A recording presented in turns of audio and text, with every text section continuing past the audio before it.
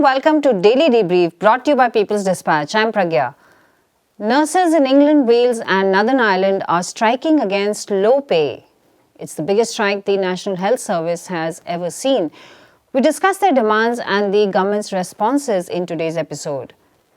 And finally, in sports, Morocco could not make the cut. Argentina and France are scheduled for a face-off on Sunday at the FIFA World Cup final. The biggest trigger is the rising cost of living due to unprecedented inflation in the country. The 12-hour strike seeks to bring attention to their struggle, but the government is showing signs of relenting. Anna from the People's Health Movement joins us. Hi Anna, thanks for joining us. Anna, so the biggest strike at the NHS is on. Can you tell us what the nurses' demands are?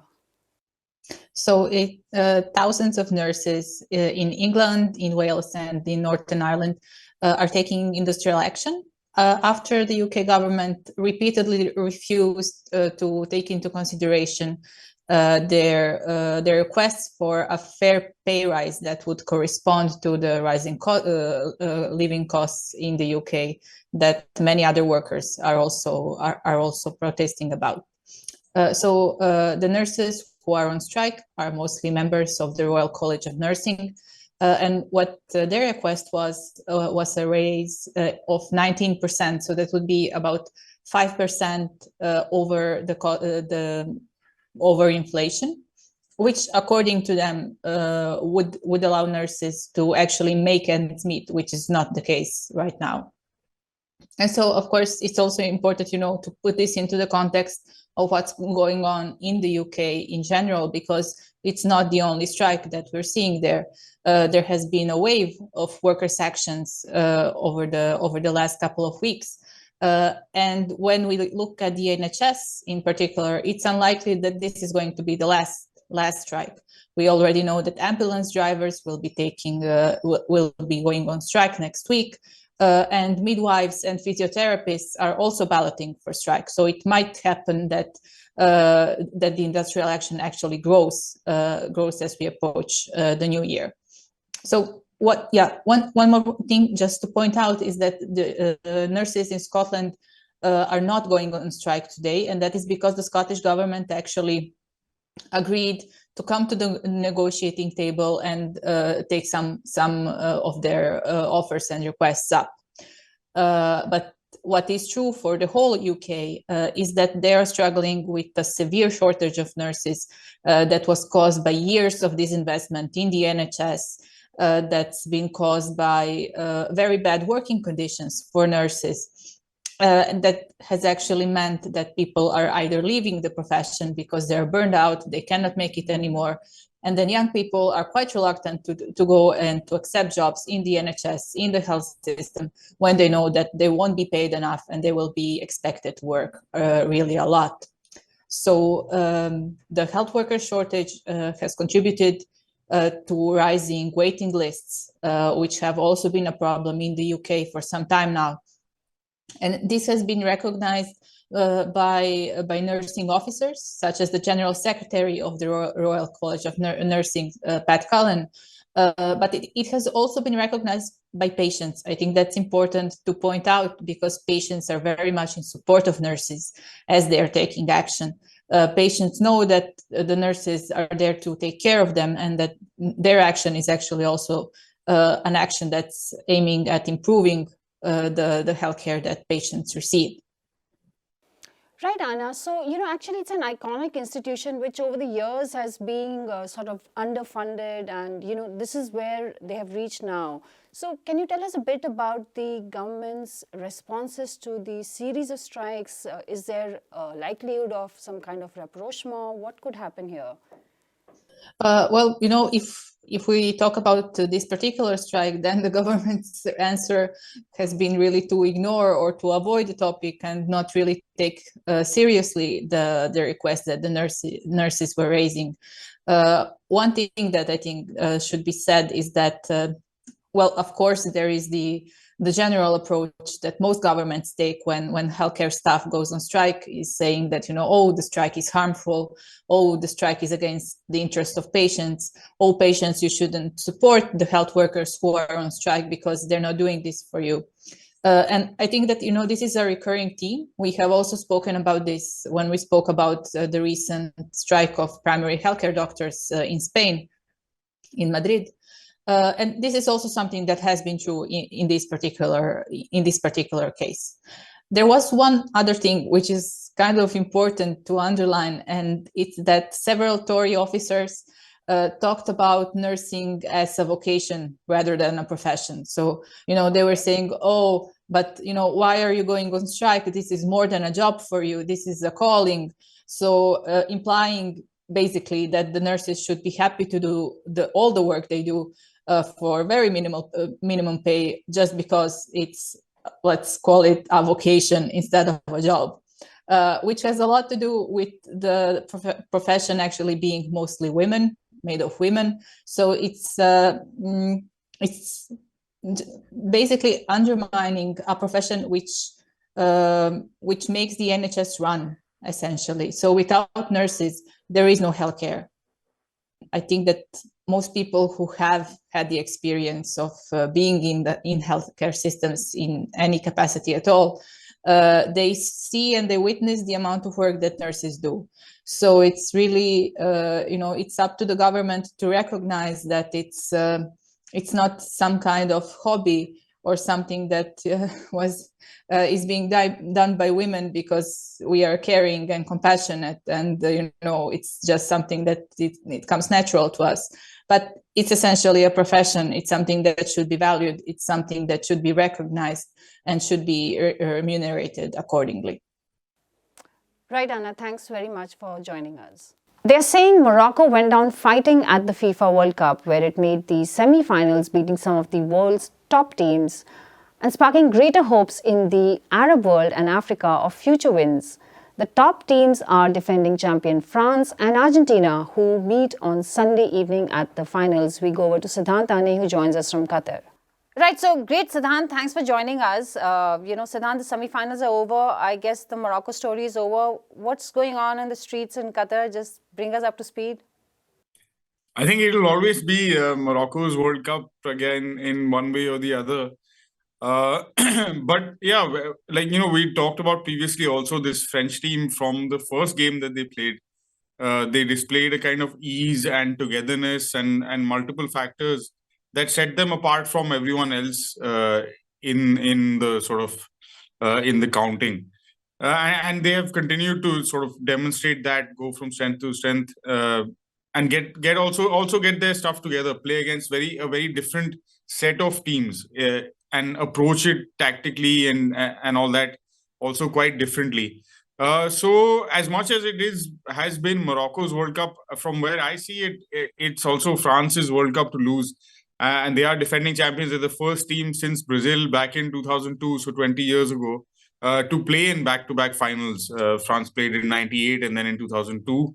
Brazil and now France have done the same. But the 2018 World Cup in Russia last time was France versus Argentina, and that is what we're getting in the final. So I think, again, for neutrals, I think hundreds of thousands of fans in India, of course, would have wanted a Brazil-Argentina final. But because of the draw, that was never a possibility. And so next best thing is what we have on the cards from a pure football perspective. Of course, it would have been a dream if Morocco had gone on and done one more and beaten France. But it was a step too far. But I think as far as their fans are concerned here, and all of the millions of people who've kind of adopted Morocco as the country that they are following or they were backing for that semi-final. Because irrespective of what you say about the French football team, no one seems to really support France outside the French. So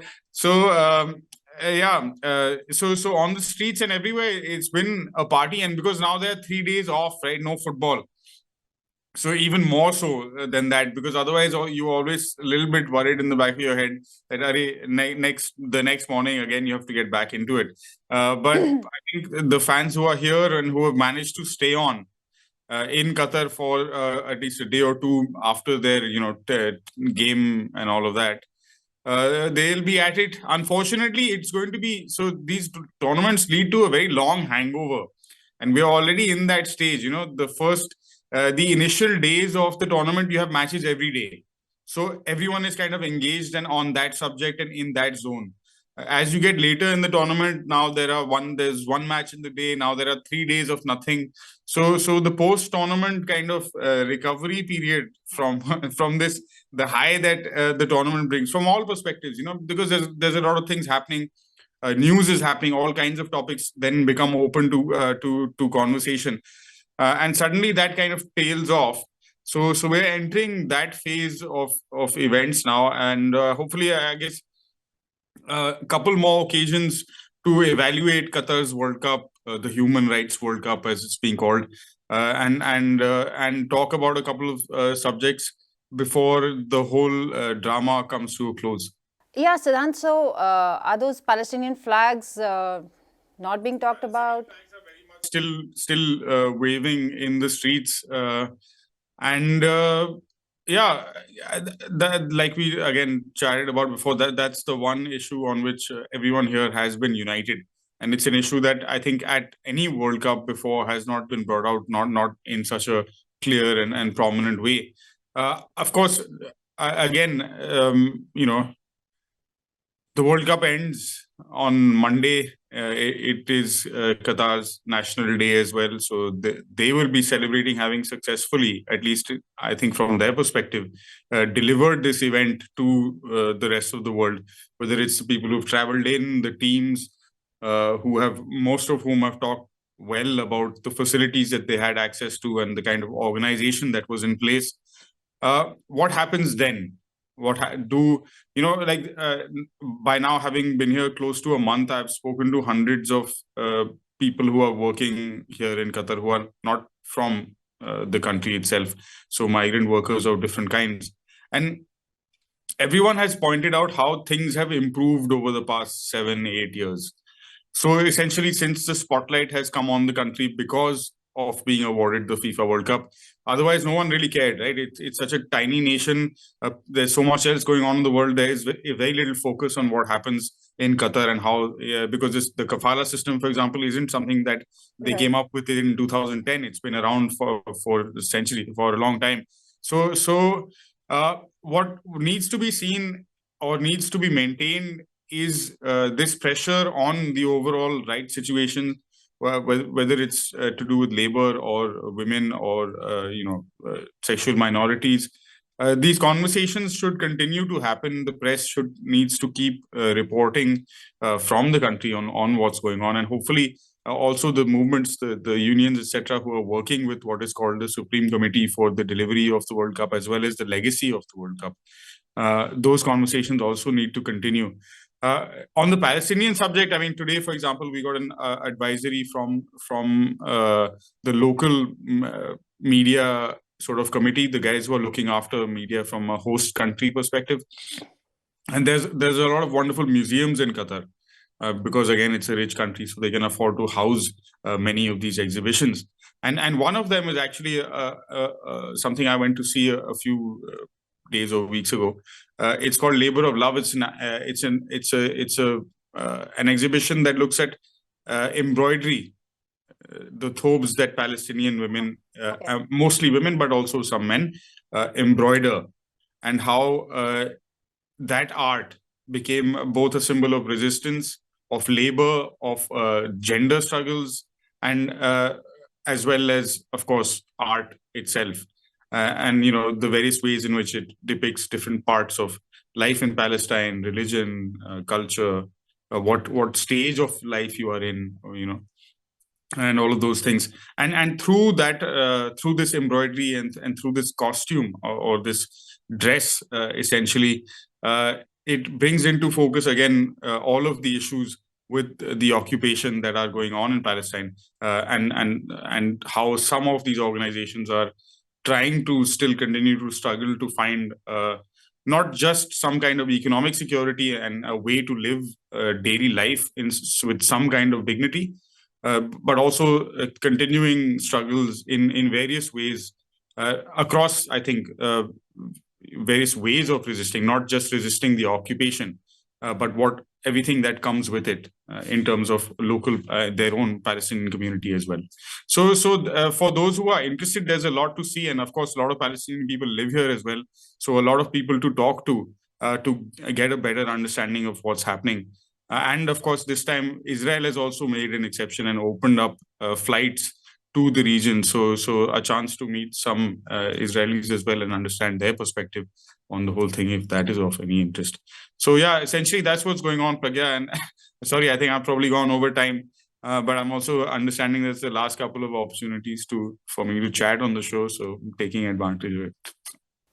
Right, Siddhant. Well, thanks, Annie, for joining us, and we'll catch you just before or after the finals, I guess. The final, it seems like, yeah. All right, thank you.